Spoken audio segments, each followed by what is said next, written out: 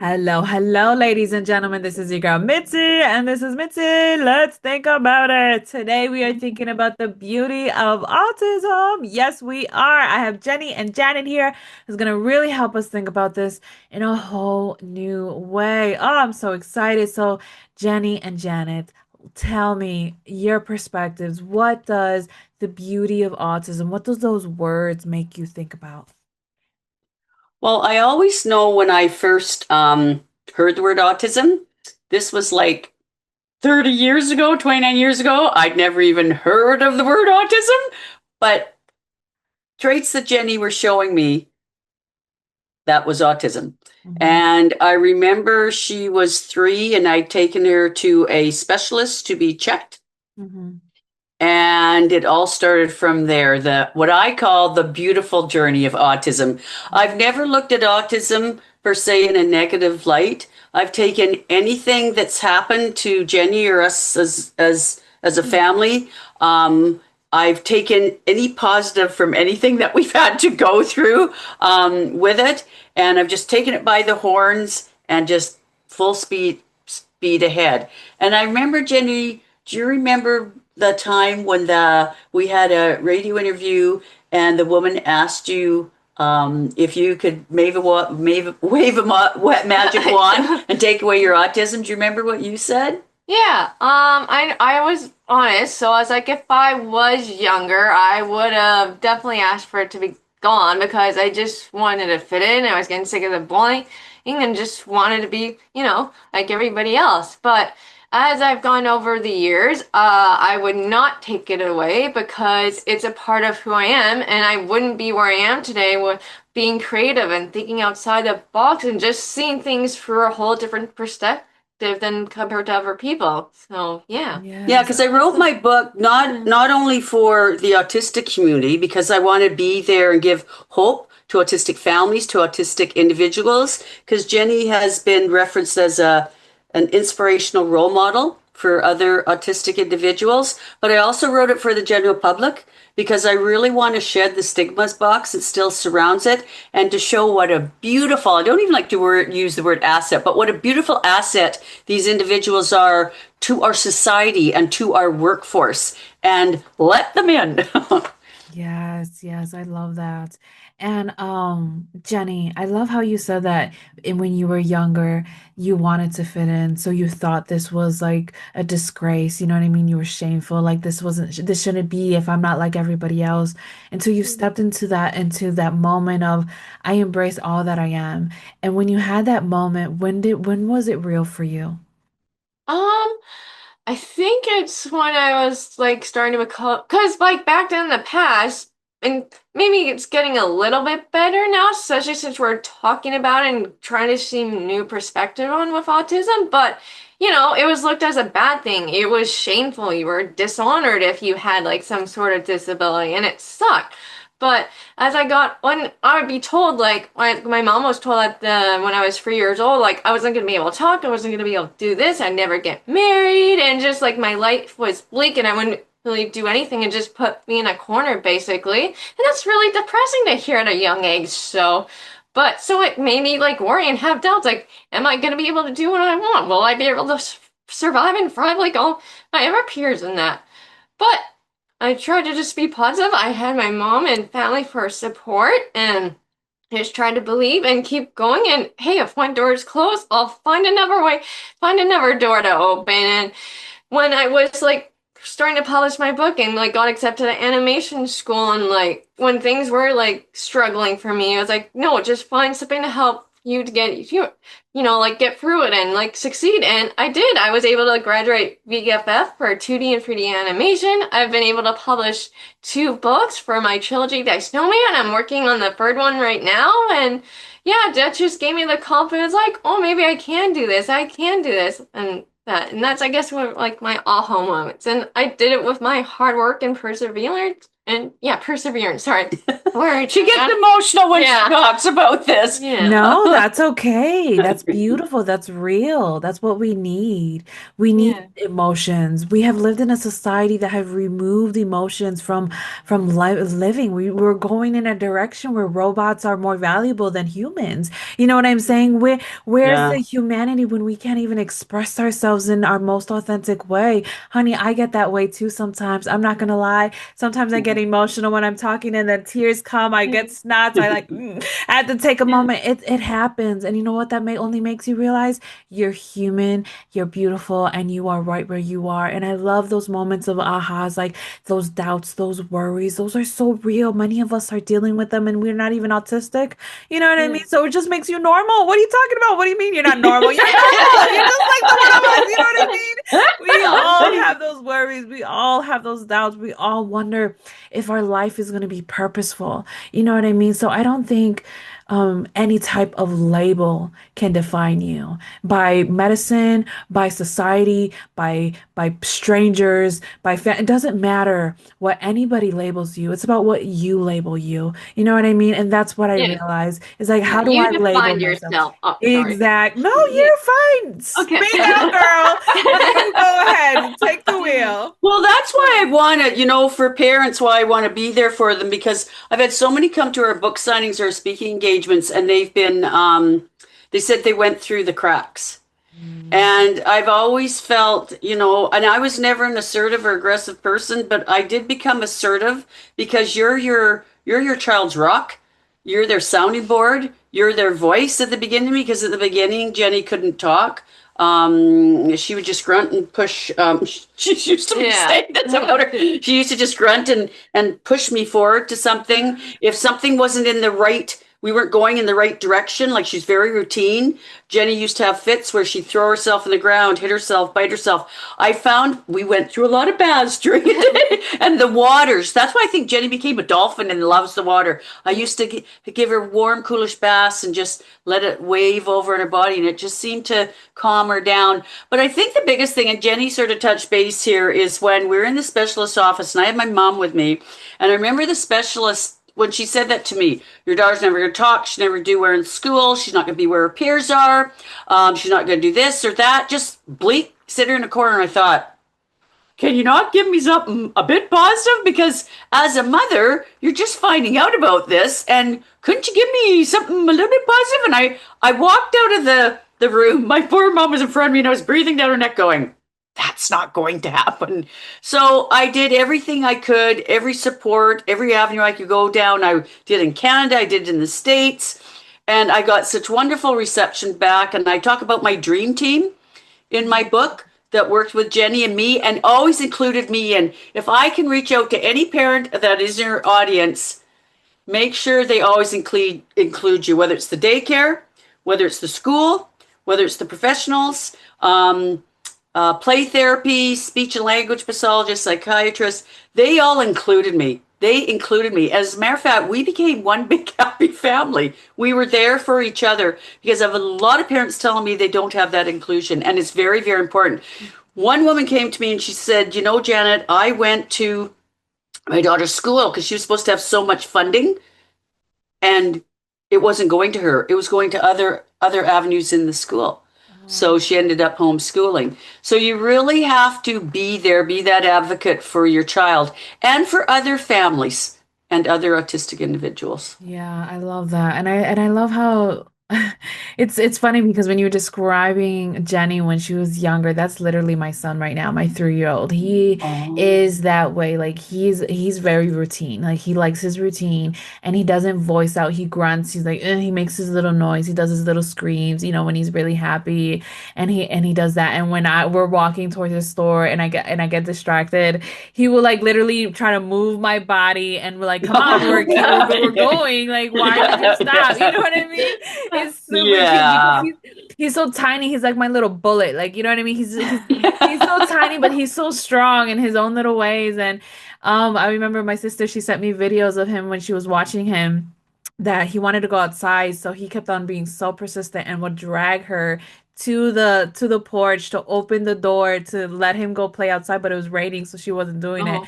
So he would be Oh. so persistent and he would like grab her hand and put it on the door to for her to open the door. Like, I know how this works, just do it. You know what I mean? Like so persistent. So yeah, when you were talking about Jenny of how she was that way too, I was like, wow, yeah, my son is the same way. And it just brings Also, the senses with Jenny too. Her hearing, any louder noise, way so more than what yes. we react. Hers is even loud, like hers is even more sensitive. Mm. Or taste, like food. Oh my She would goodness. only eat so much. I thought I can't keep just serving you chicken McNuggets. Like, just we gotta get something else here. So there was the five senses that I found not only with Jenny but other autistic children Yeah, that were that's very, very extremely sensitive. yeah, my son is the same way. He would cover his ears when he doesn't want to hear something. He would just cover it. And with food, oh my goodness, it's a struggle for make him to even try new foods. I still do the exposure. I give him the extra options. I let him do it, but I give him his core foods because at the end of the day, I don't want to starve my son. You know what I Well, mean? That's not on my agenda. So yeah, he gets that's his what we had to, but it's favorite. amazing that texture. It's very hard for them because that's their senses, right? And I knew that Mhm. for Jenny. So, like you, I tried to go through different avenues with food. And then I remember one time we were at the beach and all of a sudden I saw Jenny's head go to the side and she looked up in the sky. And so I'm looking up there. I don't see anything. And then a couple of minutes later, all of a sudden, that exact spot came a plane. And I went, Oh. I didn't hear no plane. And she had heard it. That's how acute their senses can be. So, yeah. Oh, well, that's amazing. Well, Jenny, I have to ask you, where do you see the beauty in who you are?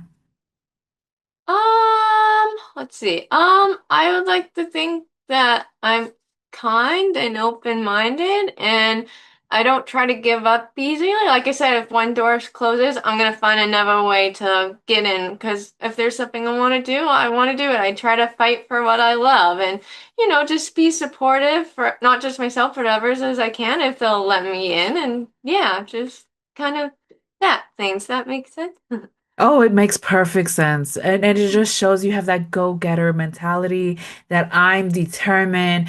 I'm gonna do what I want no matter what people tell me. And that's what I love because I don't think people see autistic individuals in that manner. They see them as very dismissive, very passive. But no, you are revealing to the world that, hey, I have goals and I'm gonna go after that. I have wants and I'm gonna go do it. And I'm gonna make sure it happens. And yes, I will be kind and along the way, and I will show joy and I will be peace and I will, and be embody everything that I love. But at the same time, I'm gonna go after what I want. And I think people do not realize you're just a human. You literally just are like the rest of us. You have these same desires. I mean, to be honest, I wouldn't say you're normal. I mean, you know what I mean? You're normal. You know what I mean? And I Yeah. think the problem is that when you're children, when there's children, they don't consider it normal. You know what I mean? You have to meet these goals. You have to meet these achievements at a certain time because if not, then you fall into everything else. But when you're an adult, that right there makes you normal because you go through fears, you go through sadness, you go through hate, you go through love, you go through all of these emotions that all of these other human beings are dealing with too. You know what I Yeah. mean? And it just makes people like it makes us realize that you're you're perfect as you are because you're human. You know what I mean? You go after what you love, you go after what you want, and that's the beauty of autism is that you're still human. You know what I mean? You are still amazing in all that you do. As long as you put your mind to it, ooh, better be careful who's in your way. You know what I mean? Better be careful because Jenny's That's coming. what her friends and teachers all say. They go, because there she is. I mean, she's best-selling award-winning author of Dysnomia or trilogy. She's a 2D, 3D animator. She's following my route. We're both actors. She's acting. And so, Awesome. if this is a far cry from what that specialist told me, I would like to find that woman, not to say I told you so, but at least to go, ta-da! Like, Exactly. Exactly. If I was you, Jenny, I'll do a little dance. You know what I mean? Do a little dance. I did it. So I heard that you said that you were making your third book and it's part of your trilogy. Can you share a Yeah. little bit about about it? Yeah, You want to show her your book? I know you're okay. autistic, but you could. So this is the first book here called Dysnomia, Outcast on the Distant Moon. It's a fantasy sci-fi about this girl named Layla who becomes royal commander of her hometown. But there's this bad guy named Nylam who's attacking her hometown for reasons unknown. And so when her and her friends try to go stop him, he traps them in a buckle, drives them off a cliff into this whole secret underground world. And then that's where the adventure begins. And Ooh, this is her that second book. sounds Yeah. Looks like War and interesting. Peace. Oh, I love it. Yeah. I love it. So that's the reason why it looks like that. Oh, because I was just looking at the book covers and I was looking at your Amazon page and I was looking at the books and I was like, this seems really interesting. I can't wait to hear it from your perspective. And the way that you have already described it, that's my type of book. You know what I mean? I Oh, like that yeah. suspense. I like the Beautiful. mystery. I love the unknown and the twists and turns and the fact that you created your own world. Oh, that's The beautiful. So, world own language. And we just had a book Yeah. signing at Indigo Oh, on yeah. You Saturday. did. Yeah, oh, for their book. nice. So like Yeah. what really inspires you to write? Like why write? You could stay with your acting, you could stay with your drawing, you could stay with your animation, but why write? I just always loved to like create stories and just like no fan yeah, create stories, love to write and draw and I've had other things like like with Disney and all that or like other authors like J.K. Rowling or Richard Adams at the time because of controversies around them. Well, at least with J.K. Rowling right now, unfortunately. But yeah, it's just they just inspired me to write, and that'd be cool if with my stories I could also give that back as well to like inspire others to write their own stories as well. And yeah. Oh, I love that. I love that because it's so real. You know what I mean? Because when we allow ourselves to immerse in different worlds created by other authors, that we're able to create nothing, something out of nothing. You know what I mean? That right there is beautiful because you take one picture and then like now you have something else and then you have something else and then you have something, you know what I mean? And you create this life that and like you said, you created new language, you created new Yeah. everything, new systems, you know what I mean? People don't realize that writers have this way of going to the what ifs and allowing it to develop on its own. You know what I mean? The what if is possible. Like you can see one thing on a picture and then imagine, oh, but what if this was not there? Or what if something was coming to her and that's the reason why she's running? Or you know what I mean? Like anything can come out of that. Like I'm that way. Like I'm very creative. Like as a child, that's what saved me through my childhood. Like I just decided to think about what ifs. Like what if this wasn't my life or what if this was happening instead? And I would get lost in my mind where my mom was like, "Mitzi, pay attention." Like I like, well, what are you doing? What are you thinking about? You know what I mean? And I would just be like, Oh, I would it's just be that thinking, beautiful way. Oh, go yeah. ahead. No, I was just saying it's a beautiful way to express ourselves and like you say, to like make ourselves feel comfortable and safe and like get through like when times get hard. So And Yeah. I Jenny, agree since to she was little, always liked writing stories. And she also did always these flip pages, like for Oh, animation. She was always doing flip it. pages. I thought her arm was going to break because she was always writing, always flipping pages, always doing stories. Mhm. And I know as she got along in her years and she was in high school, she talked about being an animator. So I had arranged a trip to Vancouver so she could go to an animation studio. And the human resource person took her through the studio. And then she stood in the middle of the hallway and she looked at me. She goes, I don't want to go back to school. I just want to stay here and animate. And I go, Mhm. oh, okay. And then I took her to Vancouver Film School where she did go to animation school. And I got her to meet this fellow there. And they said they'd love to have Jenny. It's just she had to do all this stuff to submit in, which she did, and she got in. So there's always been something from the very beginning, ever since she was little. And I'd always express to Jenny, because she'd go, I don't think I'm going to pass high school. And go, you're going to pass high school. You're going to do it. And she did it. And she passed with honors, got scholarships. And then she says, oh, I don't know if I'm going to be able to get into animation school. She did it. She passed.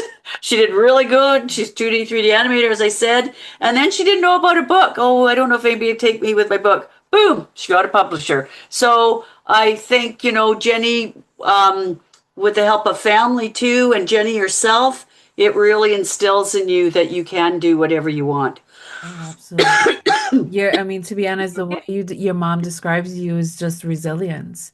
You know what I mean? You are just a resilient individual, and you are so normal. You know what I mean? Like, you know what I mean? You're so special because it's like everyone has those feelings too. You know what I mean? We have these doubts like, oh, am I going to graduate? Am I going to finish this? Am I going to be accepted? Is people going to understand? Are people going to read these books and actually see what I'm trying to convey in your books? And it's Mm. like, when you find those people that read your books and are able to see and connect and visualize everything that you put out there, how does that make you feel? It feels great. I did what I set out to do. I always like, yeah, and then when I sometimes I get emails or emails from people like, hey, we really loved your book. I'm looking forward for the third one. Or they get happy when they say, like at the last book signing event, we had a lovely girl who got the first book from a couple of years back, and then I guess she didn't realize the second one was out, and then she came and got the second one. It was like looking forward to the third one. It's like it was just nice to know that my books are bringing joy and happiness. And I know even with some of my books, there are also there's other people who want to write their own books in real, and they ask me for advice and tips, and I give them the best kind of advice or tips that I can give them, and hope it helps them along way themselves. So yeah, it's been wonderful that way. I've even Yeah. gotten like some fan art too, which is like been nice too. It's like, oh, this is why I do this. Oh, that's lovely. Oh, that is And you so just hired nice. autistic voiceover actors for your short Oh animated yes, I film did. too. Yeah, I've also been working on a short for a couple of years now, and I'm just waiting for Dave, who's like doing the music and putting the voiceover together right now, and then I'm gonna put it into festivals and see where it goes from there. So Oh, yeah. And how the majority of the beautiful. actors were autistic. Yes, because the short itself, It's about autism. yeah, Well, autistic yeah. kids. Okay, yeah, it's called Wild Sleepover, and it's about these four autistic children who come together, have a sleepover, and using like their creative mind, just like this imaginative world and places they go on their adventures together when they're having the sleepover. And yeah, Oh, how exciting. That's a great film. I can't wait for that to be completed and then I will love to watch that. That sounds amazing. thank you. You're my lady, Jenny. You're my lady. Thank you. Yeah, I'll So, let you know when it comes out. yes, I would love to know. And when your third book comes out, let me know. I'm gonna buy all three because I'm one of those binge readers that once I Oh, get nice. started, oh, I have to get this, I have to keep going to Okay. finish Yeah. because I need to Right, will know. do. Oh, thank That's you. me. But time is catching up to us, and I am sad because I can keep Oh, talking to you, lovely ladies, for hours on end. But what can be some lasting words of wisdom that you can leave us off with to continue on thinking? yeah. I think for me as a parent, because I'll let Jenny, nice be Jenny, do hers at the end. But Yeah. I think as for me as a parent, I just want to know other parents there, and this is the book I wrote. It's the autistic author and That one. animator. Oh, sorry if I got it Okay, right. here, I'll hold Yeah. it for you. No, sorry, right in front of my face, so you can't hear a thing I'm saying there, Mitzi. I'm just I wrote it because I wanted to give parents and autistic adult individuals hope. I wanted to show them that there's a light at the end of the tunnel. And whatever you go through, as I said before, take the positive of it. It will help you through. Parents, take respite care. I wasn't going to take respite care. It's the best thing I ever did for two reasons. You can't be there for your child if you're not mentally and physically healthy yourself. And you go through a lot mentally and physically having an autistic child. I thoroughly enjoy my journey with Jenny. She's taught me so much, but also for your child. Number one thing for a lot of autistic individuals is socialization, being able to converse. That's why I say play therapy is so good. But Jenny was able, because she didn't want to go outside of the home. She was in her bubble. She didn't want to go to anyone. So for her, this gave her socialization skills. The people that were her respite caregivers are now like our second family. She ended up even going for sleepovers.